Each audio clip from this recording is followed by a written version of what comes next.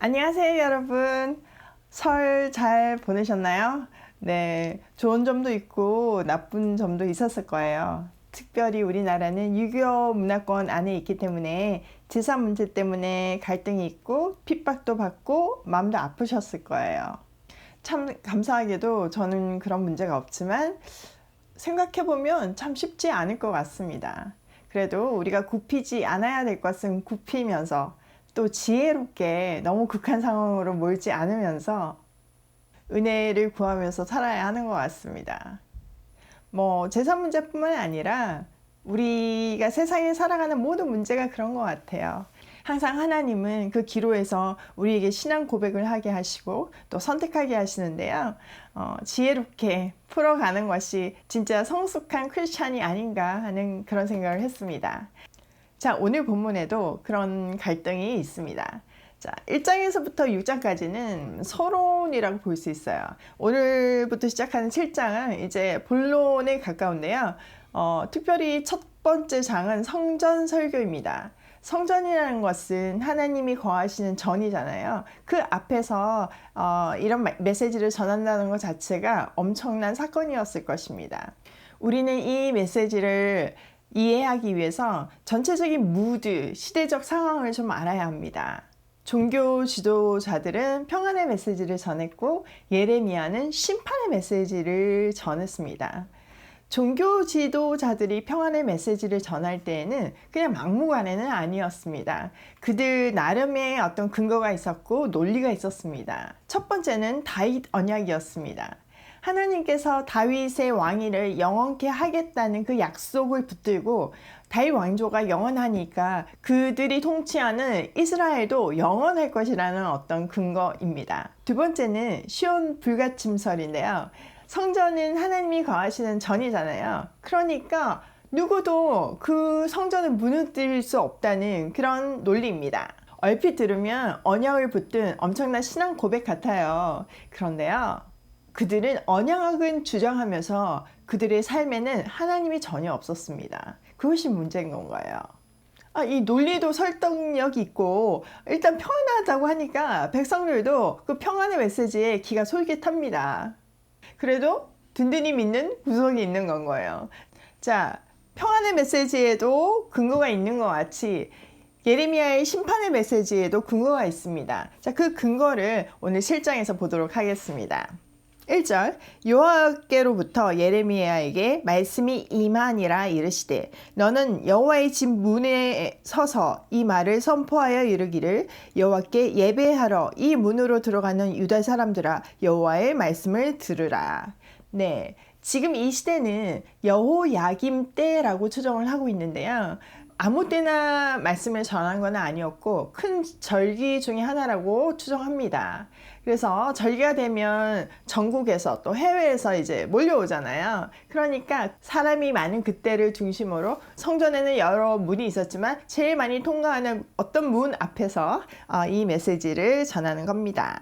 3절 만군의 여호와 이스라엘의 하나님께서 이와 같이 말씀하시되 너희 길과 행위를 바르게 하라. 그리하면 내가 너희로 이곳에 살게 하리라.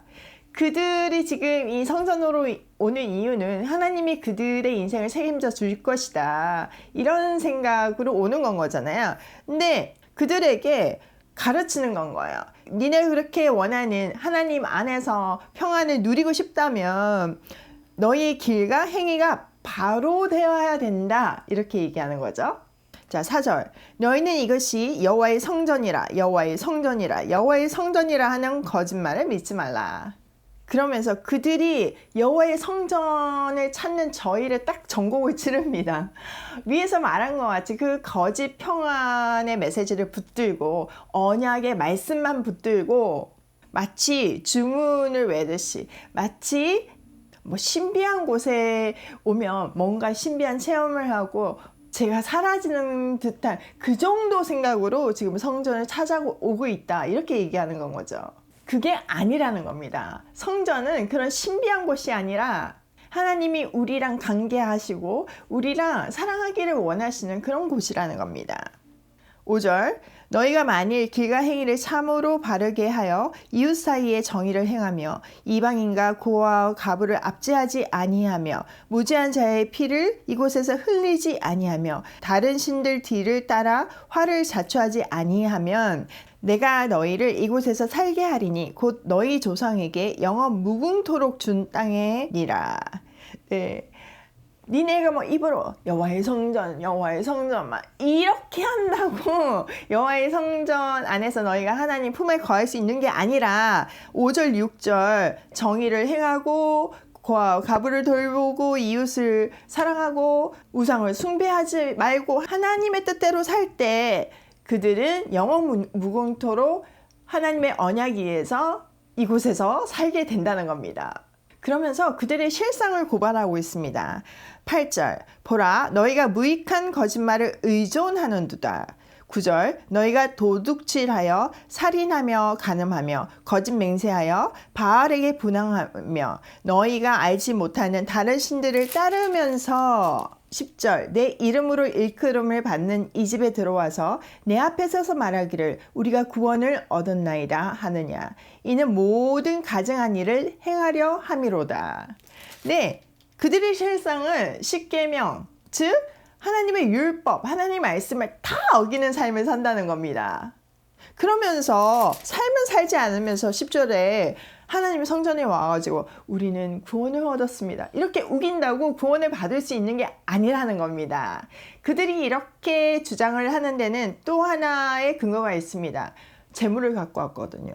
값비싼 정말 귀한 재물을 갖고 와서 드렸으니까 나는 하나님이 용서해 주시고 나의 복을 책임지실 거야. 이런 어떤 미신적인 우상 숭배처럼 하나님을 섬기고 있는 겁니다. 그러니까 잘못은 다 하고 그냥 재물 한 번으로 다 해결해 보려는 도둑놈 심보가 그 안에 숨어 있습니다. 하나님이 모르시겠어요? 딱 아시죠? 딱 지적하시는 거예요. 자, 11절 내 이름으로 일컬음을 받는 이 집이 너희 눈에는 도둑의 소굴로 보이느냐? 보라, 나 곧 내가 그것을 보았노라. 여호와의 말씀이니라. 네, 하나님이 니네 지금 여기 성전을 도둑의 소굴점으로 생각하느냐. 니네 완전 도둑놈 심보다 이 얘기를 하는 거죠. 신기한 게요. 예레미야도 그 사역의 기록을 성전에서 하는 걸로 얘기를 하고 있잖아요. 근데 예수님께서 공생애를 시작하면서 처음 했던 것이 성전 청결 사건입니다. 장사판이 되어버린 성전에 그 장사판을 엎으시면서 하셨던 얘기가 이 도둑의 소굴 예레미야 말씀이었어요. 그러니까 성전 청결이 제일 중요한 겁니다. 다시 말하면 우리 몸은 성전이잖아요. 우리의 회개 이런 게 너무 중요하다는 것을 알 수 있습니다. 자, 그러면서 엄청 무서운 예를 들어서 가슴을 확 찔리게 합니다. 자, 11절에서부터 15절이 그건데요. 11절 너희는 내가 처음으로 내 이름을 둔 처소 실로에 가서 내 백성 이스라엘의 악에 대하여 내가 어떻게 행하였는지를 보라. 예, 실로는요 앞에 설명처럼 이스라엘이 가나안 입성을 한 후에 처음으로 성막을 세운 곳입니다. 굉장히 거룩한 곳인 거죠. 우리는 그 실로의 제사장 엘리를 기억하잖아요. 또 그곳에서 사무엘이 부름을 받았습니다. 그러니까 실로는 거룩한 곳이었어요. 그런데 그곳이 죄로 얼룩지기 시작했을 때 하나님은 엘리 제사장 가문을 심판하셨습니다. 또 BC 11세기경 아수르에 의해서 그곳이 완전 멸망당해버렸어요. 예전에 그 거룩한 성읍이라든 그런 명칭이 어느새 사라져버리고 완전 폐허가 된 땅이 돼버린 건 거죠. 그 실로를 들어서 니네도 그렇게 된다? 이 얘기를 하시는 겁니다. 13절 여호와의 말씀이니라. 이제 너희가 그 모든 일을 행하였으며 내가 너희에게 말하되 새벽부터 부지런히 말하여도 듣지 아니하였고 너희를 불러도 대답하지 아니하였느니라. 그러므로 내가 실로의 행함같이 너희가 신뢰하는 바 내 이름으로 일컬음을 받는 이 집 곧 너희와 너희 조상들에게 준 이곳에서 행하겠고 내가 너희 모든 형제 곧 에브라임 온 자손을 쫓아낸 것 같이 내 앞에서 너희를 쫓아내리라 하셨다 할지니라. 네, 이제 이해되시죠? 실로가 거룩함을 유지하지 못했을 때 하나님은 없애버리셨어요. 그거 같이 예루살렘이 하나님의 도시라는 거룩함을 유지하지 못할 때 그 예루살렘도 없애버리실 거라는 거죠. 엘리 제사장 가문이 제사장으로서의 역할을 못할 때 패망한 것 같이 이스라엘도 제사장 역할을 못할 때 하나님은 쓰지 않으시겠다는 거예요. 그래도 소망이 있는 것은 예레미야가 엘리 제사장 가문의 사람이잖아요. 심판하시나 완전히 심판하시는 분이 아니라 구원하신다는 메시지가 이 안에 숨어 있습니다. 진짜 구절 단어 하나마다 하나님의 사랑이 절절히 배어 있는 게 성경입니다. 너무 재밌죠? 자, 16절. 하나님이 아주 단호하세요. 기도도 하지 말라. 그들을 위해서 중보도 하지 말라. 이렇게 예레미야한테 얘기하시는데요. 볼게요. 그런즉 너는 이 백성을 위하여 기도하지 말라. 그들을 위하여 부르짖어 구하지 말라. 내게 간구하지 말라. 내가 내게서 듣지 아니하리라. 너는 그들이 유다 성읍들과 예루살렘 거리에서 행하는 일을 보지 못하느냐.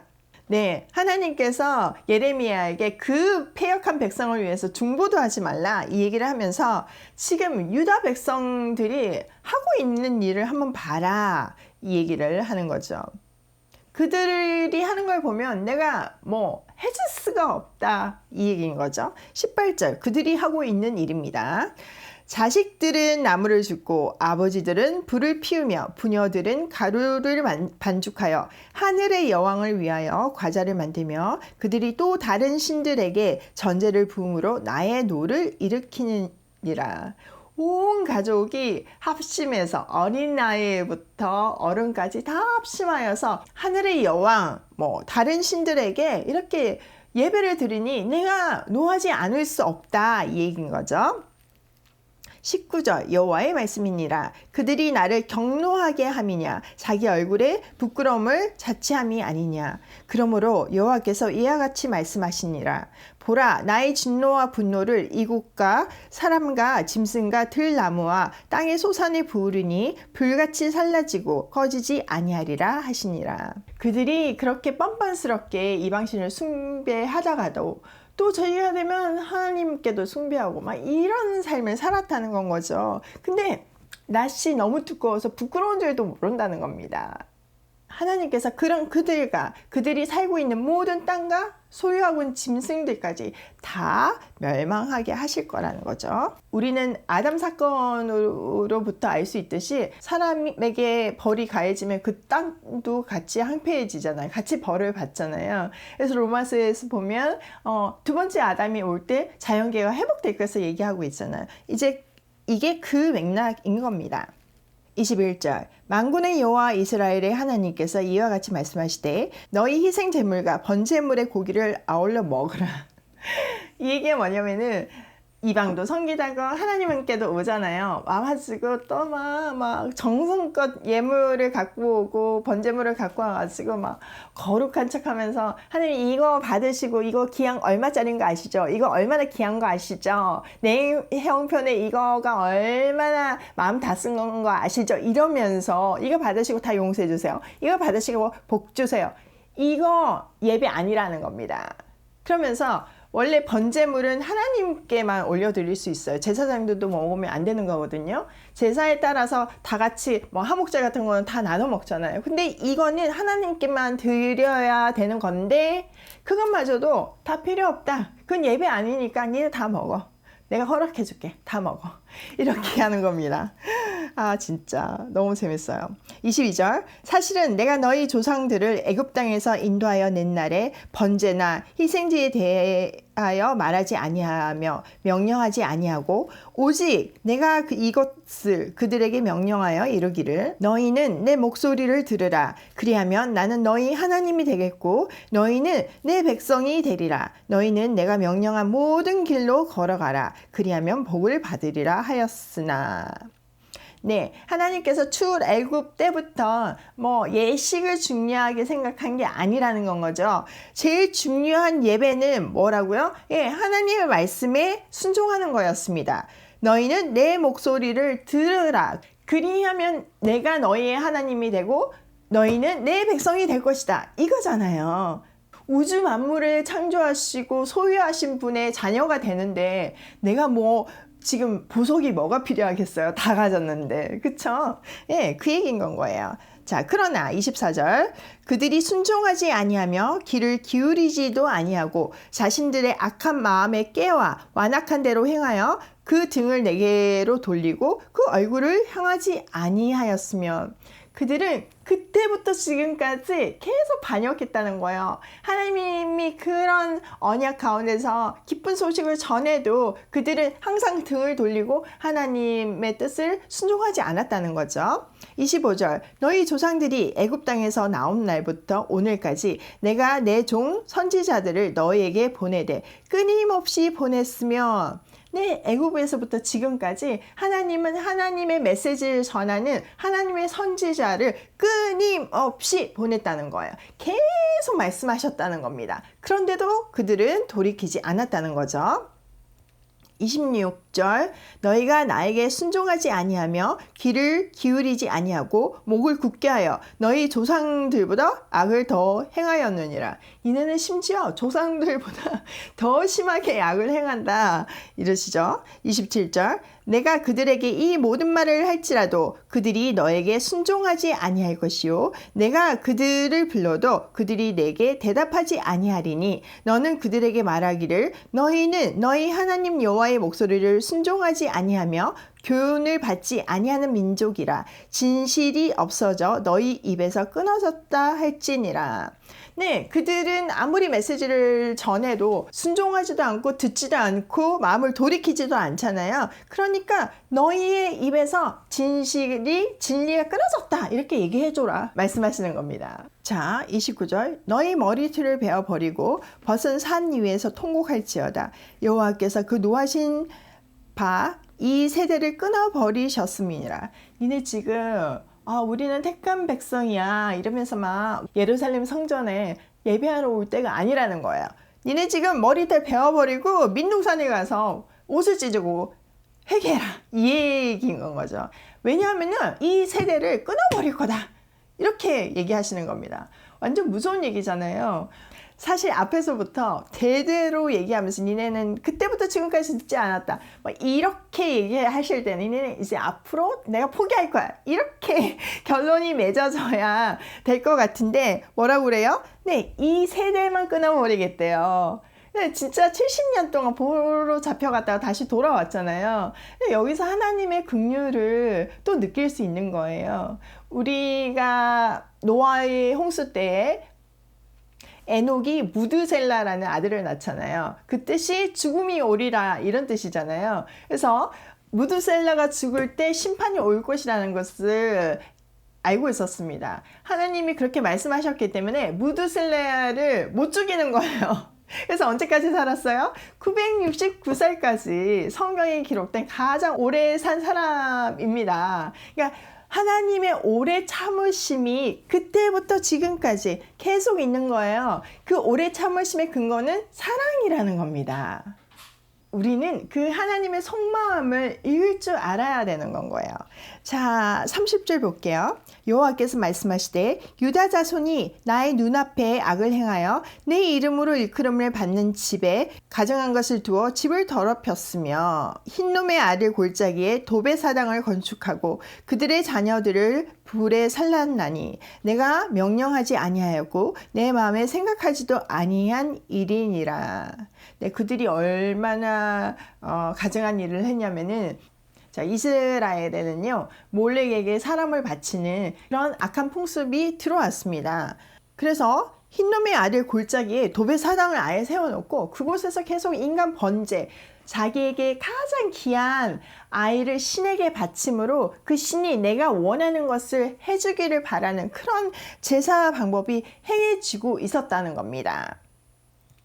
자, 32절 그러므로 여호와께서 말씀하시니라 날이 이르면 이곳을 도벳이라 하거나 흰놈의 아들의 골짜기라고 말하지 아니하고 죽임의 골짜기라 말하리니 이는 도벳에 자리가 없을 만큼 매장했기 때문이니라.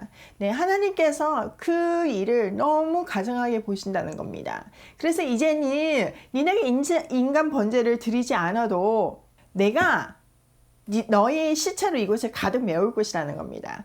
그때가 되면 이곳을 도벳이나 흰놈의 아들의 골짜기라고 말하지 않고 죽음의 골짜기라고 부르게 될 것이라는 건 거예요. 그러니까 그 잔인한 바벨론을 불러들여서 그 얼마나 사륙이 벌어졌으면 이곳이 그냥 시체 더미가 된다는 겁니다. 이스라엘 사람들한테 가장 치욕적인 거가 죽었는데 장사되지 못하는 거거든요. 그런데 시체가 너무 많고 그걸 치울 사람은 없어서 막 시체가 널브러지는, 묻히지도 못하고 죽는 그런 것이 그들의 미래라고 말하고 있는 겁니다. 너무 무서운 건 거죠. 33절, 이 백성의 시체가 공중의 새와 땅의 짐승의 밥이 될 것이나 그것을 쫓을 자가 없을 것이라. 네, 시체가 너무 쌓여있으니까 짐승들이 와서 막 뜯어먹는데 그걸 쫓을 사람도 없다는 거야. 다 죽어서. 진짜 너무 무서운 거예요. 34절, 그때 내가 유다 성읍들과 예루살렘 거리에 기뻐하는 소리, 즐거워하는 소리, 신랑의 소리, 신부의 소리가 끊어지게 하리니 땅이 황폐하리라. 네, 그때에는 이 예루살렘과 유다 성읍에 기뻐하는 소리, 즐거워하는 소리, 신부의 소리, 신랑의 소리가 다 끊어진다는 거야. 기쁨이 사라지고 통곡과 애곡만이 가득한 그런 땅이 될 것이라는 겁니다. 우리는 하나님이 누구신지, 예배가 무엇인지를 정확하게 아는 삶을 살아야 합니다. 거짓 메시지와 거짓 믿음은 우리를 구원해 주지 못합니다. 그것을 알려주시려고 하나님은 성경을 우리 손에 주셨고 이렇게 함께 읽으면서 깨달으라고 하십니다. 우리가 동일한 본문을 묵상하고 있지만 성령께서 각기 다른 맞춤 메시지로 역사하시는 놀라운 기적이 우리 마음 가운데 일어날 줄 믿습니다. 벌써 일어나고 있지요? 여러분의 댓글을 보니까 이미 계속 일어나고 있는 것을 볼 수 있습니다. 오늘도 내 마음이 놀라운 기적의 현장이 됨에 감격하며 고고싱입니다.